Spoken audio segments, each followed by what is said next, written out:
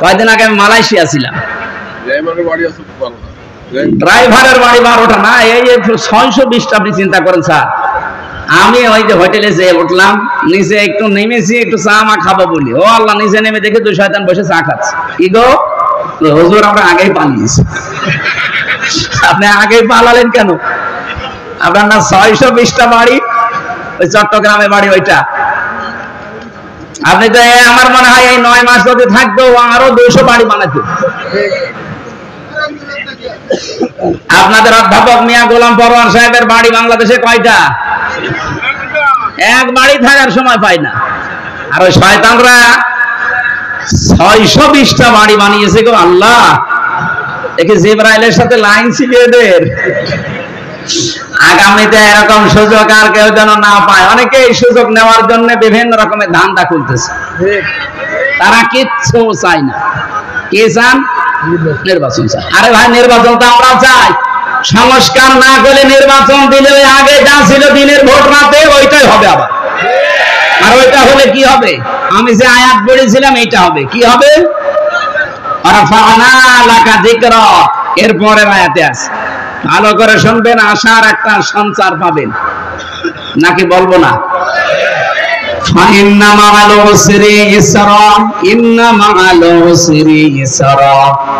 আল্লাহ পাক বলেন অবশ্যই কষ্টের সাথে সুখ। আল্লাহ কিন্তু কষ্টের পরে বলেন নাই, কষ্টের সাথে। এই জন্য উসরুন এ শব্দের আগে আল্লাহ মা দিয়েছেন, এর সামনে আল্লাহ আলিফ লাম লাগিয়ে দিয়েছেন।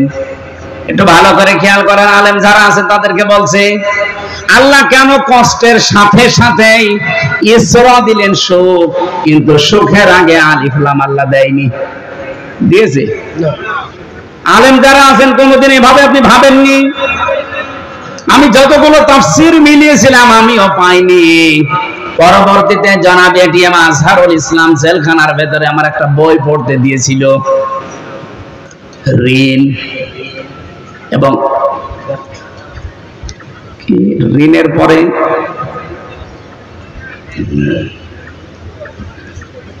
শব্দটা আমার মনে আসছে না, এরকম একটা বই ওনাকে পড়লাম, পড়ে এই বিষয়টা ওই দিন আমি ক্লিয়ার হয়েছি। আল্লাহ রাব্বুল আলামিন এখানে মা দেওয়ার আগে কেন আলিফ লাম দিয়েছেন? মার পরে পরে আলিফ লাম দিয়ে কষ্টটাকে আল্লাহ মারিফা নির্দিষ্ট করে দিলেন। কিন্তু ইসরা, এই যে সুখের কথা বলতে গিয়ে আমার আল্লাহ কিন্তু আর আলিফ লাম দেয়নি। মুফাসসিরিন ইকরাম বিশেষ করে ফি জিলালিল কোরআনের সাইয়্যিদ কুতুব জানাতে চেয়েছেন, দুনিয়ার ময়দানে কেউ যদি একটা কষ্ট সহ্য করে 3টা কারণে, কয়টা? আপনি যদি 3টা কারণে একটা কষ্ট সহ্য করে থাকেন দুনিয়ায়, মাস্ট বি আপনার জীবনে আমার আল্লাহ কমপক্ষে 10 থেকে 70টা সুখ শান্তি একেবারে সাথে সাথে রেডি করে রেখেছেন। আমি আবার বলছি, কারণ আল্লাহ নিজে আবার বলেছেন ইন্না মাআল উসরি ইসরা, অবশ্যই কষ্টের সাথে সাথে সুখ। একবার বললেই তো হয়ে যেত, আল্লাহ রিপিট করলেন কেন? এবার আসেন আমরা মূল কথায় যাচ্ছি। পৃথিবীতে আমরা যারা কষ্ট সহ্য করছি, আমি আবার বলছি এদিকে তাকান, একটা কষ্ট যদি দুনিয়ায় কেউ সহ্য করে 3টা কারণে, কয়টা? আরো জোরে বলেন। আপনি কষ্ট পেলেই হবে না, এই 3টা কারণে কষ্ট করা লাগবে।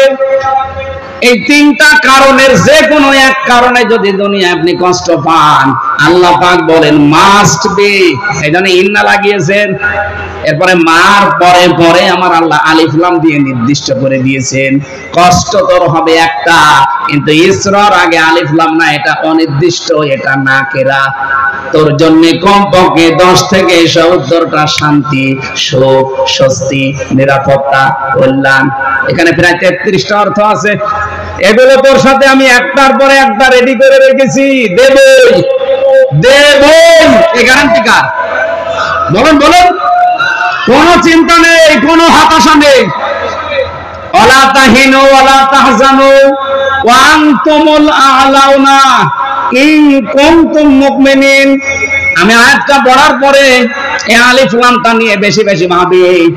আল্লাহ বলেন ওয়ালা তাহিনু, হীনমন্য হবা না, ভেঙে পড়বা না, নিজেকে ছোট মনে করবা না, ওয়ালা তাহজানু, চিন্তাও করবা না।